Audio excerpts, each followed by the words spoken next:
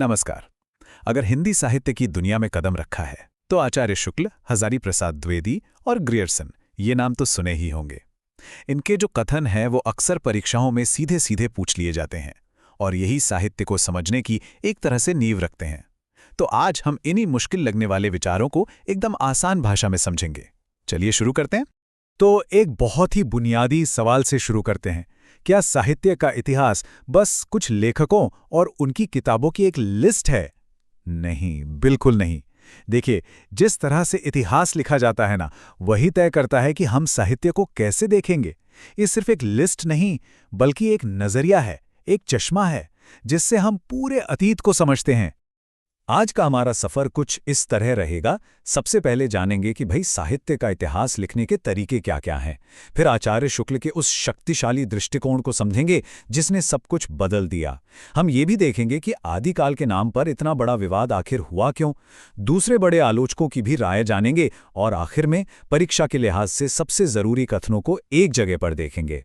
तो पहला सवाल ये आता है कि साहित्य का इतिहास आखिर लिखा कैसे जाए। इसके लिए ना इतिहासकार अलग अलग पद्धतियों या कह लीजिए कि औजारों का इस्तेमाल करते हैं। चलिए दो सबसे खास तरीकों को समझते हैं। तो सबसे बड़ा फर्क समझिए। एक तरफ है वर्णानुक्रम पद्धति जो बहुत सीधी साधी है। लेखकों को उनके नाम के अक्षर के हिसाब से रख दो, जैसे क से कबीर, फिर क से केशवदास। ये सबसे पुरानी विधि है। और दूसरी तरफ है एक क्रांतिकारी पद्धति, विधेयवादी पद्धति, जिसे तेन ने शुरू किया था। ये एक साइंटिफिक नजरिया है जो कहता है कि साहित्य को समझना है तो उस जमाने की जाति, उसका माहौल और उस खास पल को समझना ही पड़ेगा। यहीं से असली विश्लेषण शुरू होता है। और बस यहीं पर एंट्री होती है हिंदी साहित्य के सबसे बड़े आलोचक आचार्य रामचंद्र शुक्ल की। असल में हिंदी में विधेयवादी पद्धति को स्थापित करने का सारा श्रेय उन्हीं को दिया जाता है। उन्होंने इस वैज्ञानिक नजरिए को हिंदी साहित्य के इतिहास की बुनियाद बना दिया। शुक्ल जी की ये परिभाषा ये हिंदी साहित्य में एक मील का पत्थर है। इसे थोड़ा आसान करते हैं।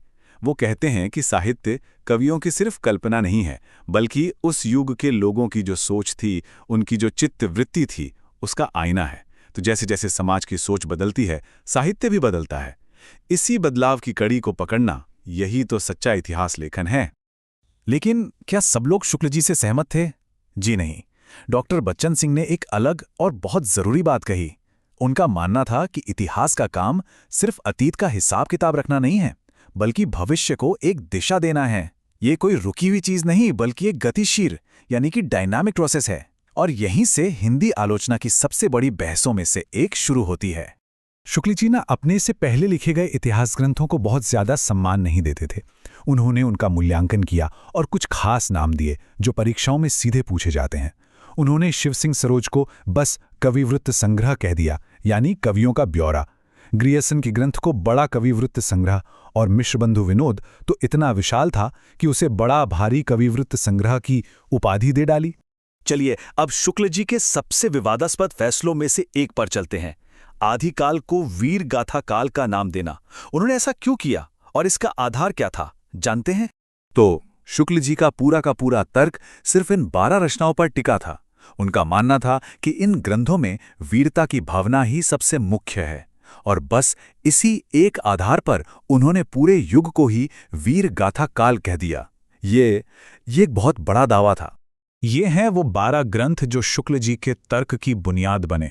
इनमें रासो ग्रंथों से लेकर विद्यापति और खुसरो की रचनाएं भी शामिल थीं। हालांकि बाद में कई आलोचकों ने इस लिस्ट पर और इसके आधार पर किए गए नामकरण पर बहुत गंभीर सवाल उठाए थे। मजे की बात यह है कि शुक्ल जी ने खुद इन 12 रचनाओं को 2 हिस्सों में बांटा था। पहली 4 जिन्हें उन्होंने अपभ्रंश की पुस्तकें यानी साहित्य ग्रंथ कहा, और बाकी 8 जिन्हें देश भाषा काव्य की संज्ञा दी। यहाँ ये याद रखना भी जरूरी है कि बाद में ये तर्क दिया गया कि इनमें से बीसलदेव रासो तो श्रृंगारिक है, खुसरो की पहेलियां मनोरंजन के लिए हैं और विद्यापति की पदावली भी श्रृंगारिक है। इनमें वीरता कहाँ है? शुक्ल जी का काम यकीनन नींव का पत्थर था, लेकिन वो अकेली आवाज नहीं थे।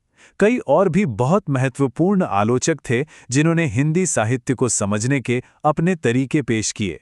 चलिए अब इस बहस को थोड़ा और आगे बढ़ाते हैं और कुछ दूसरे जरूरी नजरियों को भी देखते हैं। जॉर्ज ग्रियर्सन ने हिंदी साहित्य के इतिहास को 11 अलग अलग कालखंडों में बांटा था। ये एक बहुत ही फैला हुआ विभाजन था जिसमें चारण काल, जायसी की प्रेम कविता, मुगल दरबार और यहाँ तक कि महारानी विक्टोरिया का शासन भी शामिल था। हालांकि बाद में आचार्य शुक्ल ने इसे कोई खास महत्व नहीं दिया और कहा कि ये तो सिर्फ अध्यायों का नामाकरण है, कोई ठोस विभाजन नहीं। और ये एक बहुत ही जबरदस्त और क्रांतिकारी बयान है। नलिन विलोचन शर्मा ने ये तर्क देकर पूरी स्थापित धारणा को चुनौती दे दी। उन्होंने कहा कि हिंदी में विधेयवादी पद्धति का सबसे पहला प्रयोग शुक्ल जी ने नहीं बल्कि जॉर्ज ग्रियर्सन ने अपने इतिहास ग्रंथ में किया था। यह दिखाता है कि साहित्य का इतिहास लेखन एक लगातार चलने वाली बहस है। तो चलिए अब कुछ ऐसे मुख्य कथनों पर फोकस करते हैं जो परीक्षाओं के नजरिए से बहुत ही ज्यादा महत्वपूर्ण है। ये एक तरह का क्विक सारांश होगा जो अलग अलग आलोचकों के दृष्टिकोण को याद रखने में मदद करेगा। यहाँ कुछ अलग अलग दृष्टिकोण एक साथ देखिए। डॉक्टर नगेंद्र मानते हैं कि इतिहास क्या है, बदलती हुई रुचियों का हिसाब किताब। गणपति चंद्रगुप्त इसे कालक्रम के नजरिए से किया गया विश्लेषण मानते हैं। हजारी प्रसाद द्विवेदी आदिकाल को भारतीय विचारों के मंथन का काल कहते हैं। और जनेंद्र, वो तो शुक्ल जी पर एक तीखी टिप्पणी करते हुए कहते हैं कि उन्होंने इतिहास को सिर्फ इकट्ठा किया है, उसे जड़ाया नहीं। तो सबसे जरूरी बात क्या है? इन आलोचकों और उनकी बहसों को समझना सिर्फ पुरानी बातें रटना नहीं है। असल में ये उन लेंसों को समझना है, उन चश्मों को समझना है जिनके जरिए पूरे हिंदी साहित्य को देखा, परखा और समझा जाता है। और ये ज्ञान एक गहरी विश्लेषणात्मक समझ के लिए बहुत जरूरी है।